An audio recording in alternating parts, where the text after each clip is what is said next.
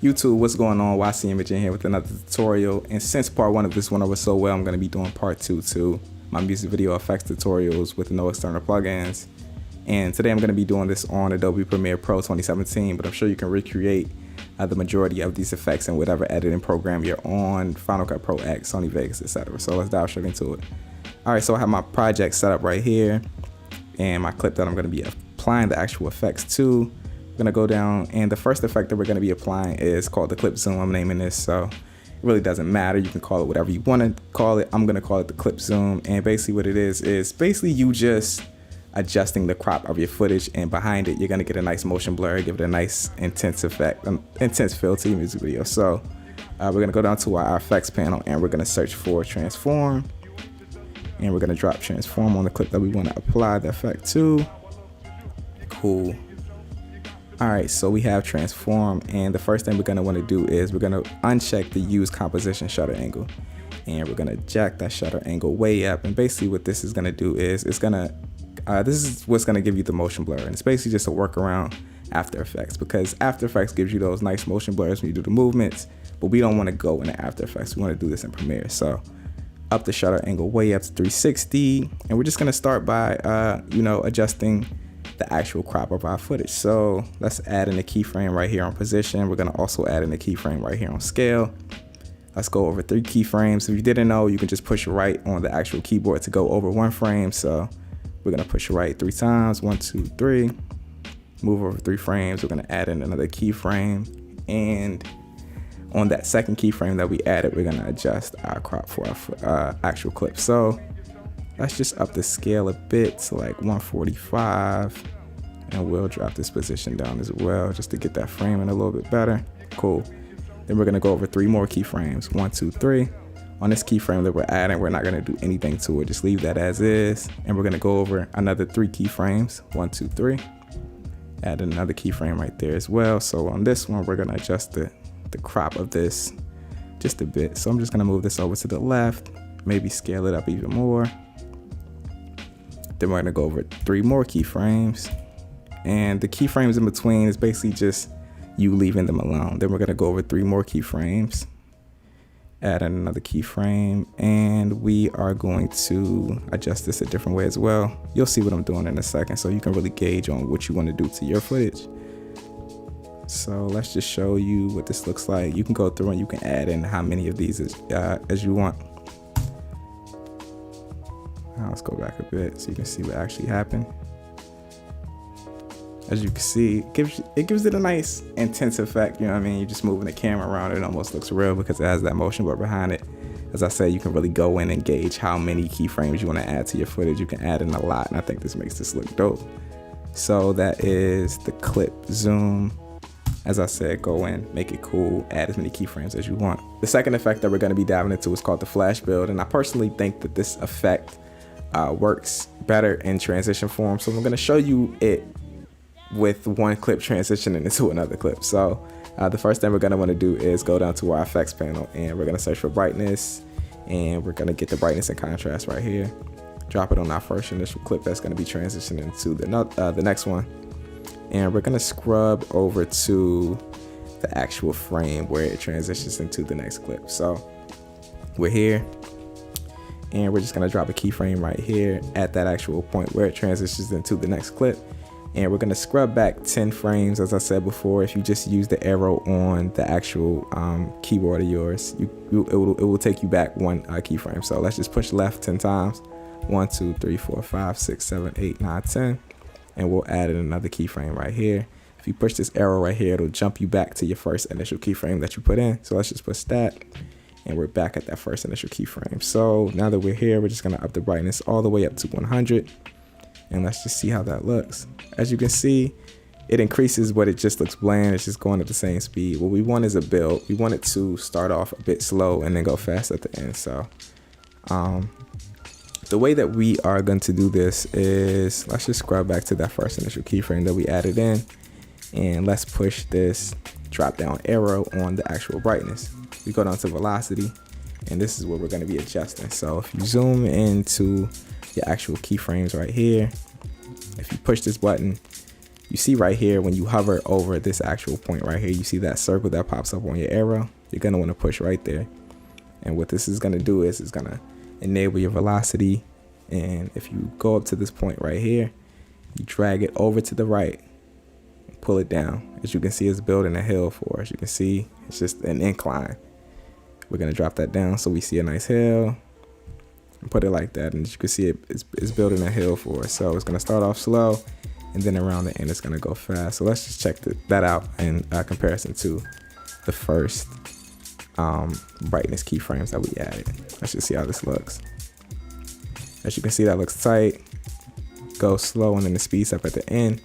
And we can also add in a brightness transition to the second clip that we're transitioning into as well. So we can have this one build up, and we can have this one right here, this second clip right here, come off of a flash. So the way that we can do that is basically what we just did to the first clip. If we go in and we add the brightness and contrast to this clip, we'll add in that first initial keyframe. We'll go over 10 keyframes, we'll go over 10 frames just like we did in the first one. So let's go over 10. 1, 2, 3, 4, 5, 6, 7, 8, 9, 10. Add in another keyframe right there. Push this left one to go to the first initial keyframe that we added in. And we'll boost that all the way up to 100. And we'll hit this drop down arrow just like we did in the first clip. Just like we did, we're doing the exact same thing. And if we click right here on this, it'll enable the velocity tab. And if we zoom this in, we just grab this part right here, pull it to the left this time though, because we're going in reverse.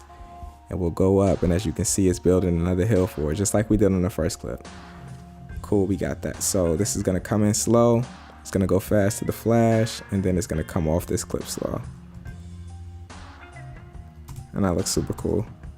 Real professional flash right there. And that is the flash build. The next effect that we're going to be diving into is the mirror effect. I know that this is not new by any means, and it's been around for a while, but I'm sure there are a lot of people who don't know how to use it, and I'm going to show you all how I use it, just a different way than a lot of people that I've seen use it. So the way that I like to use the mirror effect is I'll go through the clip and I'll find a portion of the clip that I want to add the mirror effect to. I've seen people add it to entire clips, which I don't really like to do. So I'll find the portion that I want to add it to, which will be right here to maybe around here. He's hyping this part, so I'll probably add it like right there. And we'll cut the clip, the portion that we want to add it to. Just go to our effects panel right here, and we're going to search mirror. Got it. Drop it right on that portion that we want to add it to.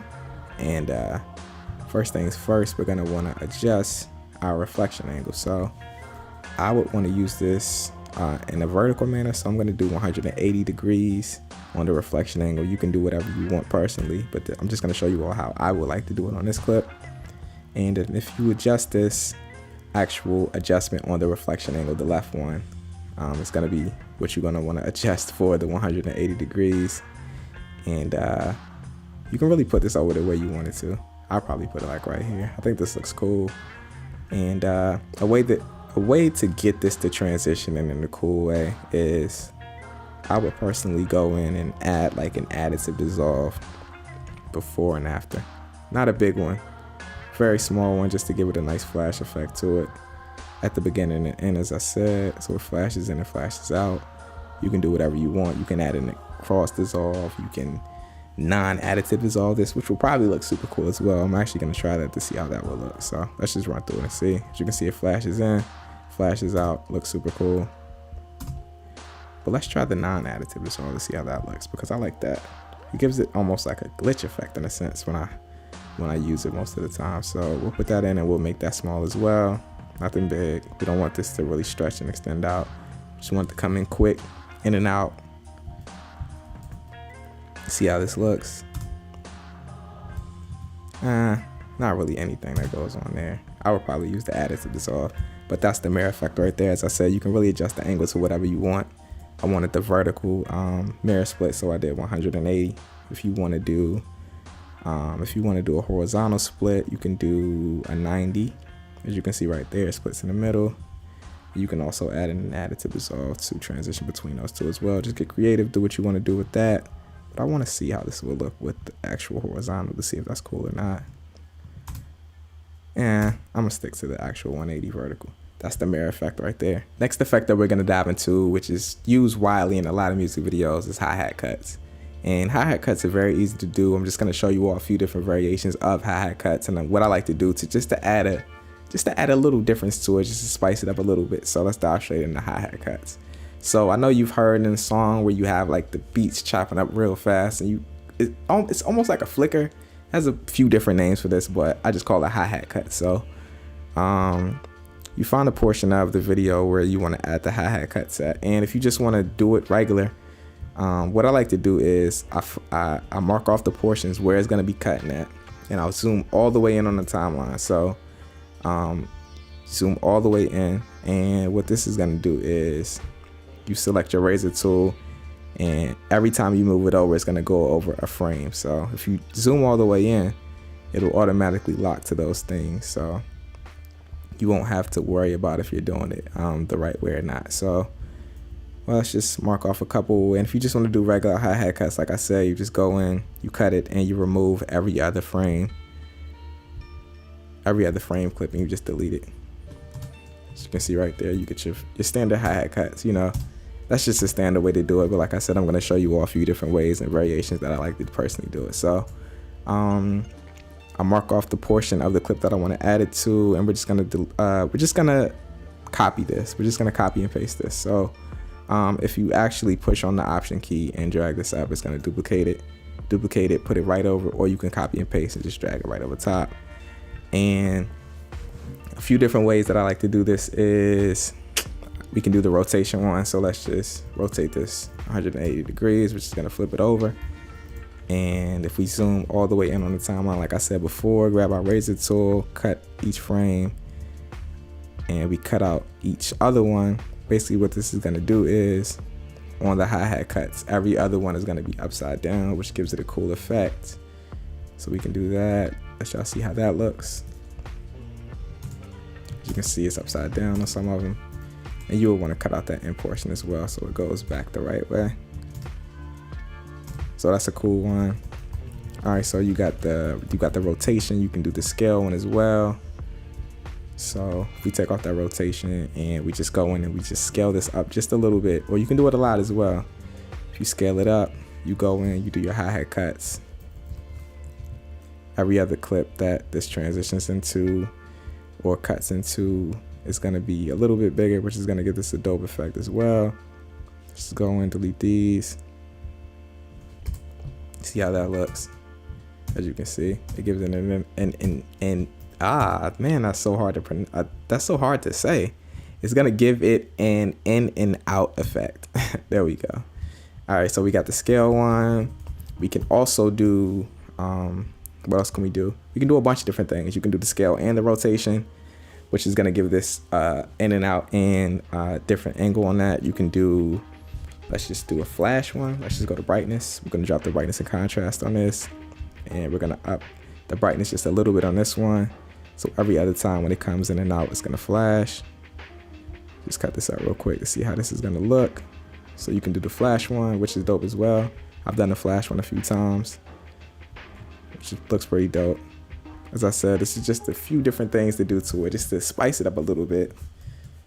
You can do the flash one. And another one that you can do that looks actually pretty sick as well is you can invert this. And this goes on and on. There's so many different things you can do to the hi-hat cuts, and just to give it a little bit of difference to it. So we're gonna add the invert to this one, but we're gonna delete the brightness and contrast because we don't want that. Cut this. Cut that through, see what that looks like.